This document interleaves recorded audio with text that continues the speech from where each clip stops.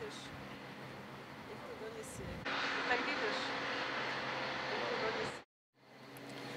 Prajem krásny, príjemný deň, Slovensko. Blíži sa ten veľký deň D, a to voľby prezidenta v druhom kole. Máme dvoch kandidátov.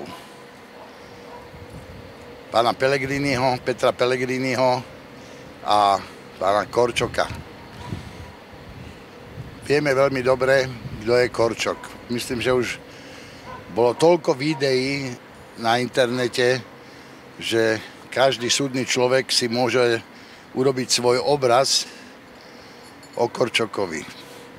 Preto sa nemienim s ním nejak pridlho zaoberať, pretože veľmi dobre vieme, že pán Korčok bude pokračovateľom politiky prezidentky Zuzany Čaputovej.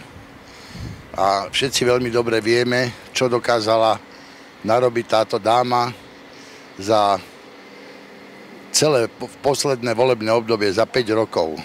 Dvakrát zrušila referendum, nepodporila v podstate v ničom vládu, hádzala im polienka pod kolena, podporovala otvorene opozíciu vtedajšiu, čiže progresívne Slovensko, odkiaľ vyšla.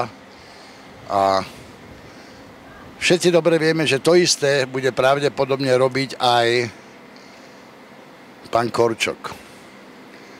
Preto, ako jeden z tých ľudí, ktorí organizovali podporu Štefana Harabína, ja teraz hovorím za seba a za mojich priateľov, nehovorím želanie Štefana Harabína, by som chcel vyzvať všetkých súdnych Slovákov a Slovenky, aby sme naozaj zvolili toho prezidenta alebo kandidáta, ktorý bude naozaj, nechcem to nazvať menším zlom, ale ktorý bude plniť aspoň to, čo povedal, lebo vyjadril sa dosť jasne. Žiadna vojna, žiadna podpora Ukrajiny, žiadne vyslanie vojsk.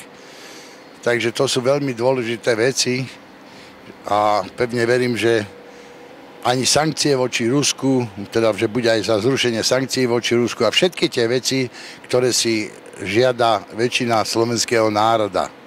Preto vás všetkých vyzývam, presnejšie povedané, veľmi pekne prosím, rozhodnite sa správne a zvoľte Petra Pellegriniho, kde je jasný predpoklad, že môže spolupracovať dobre so Smerom sociálna demokracia a s touto vládou.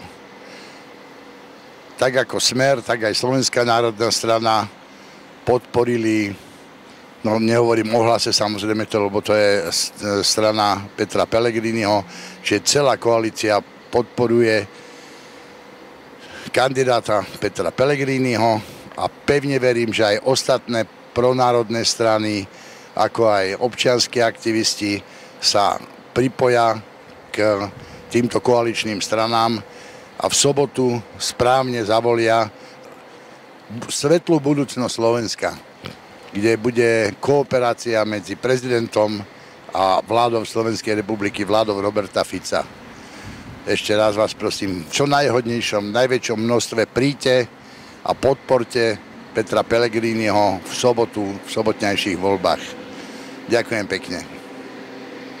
Želám správnu voľbu. Peter Marček.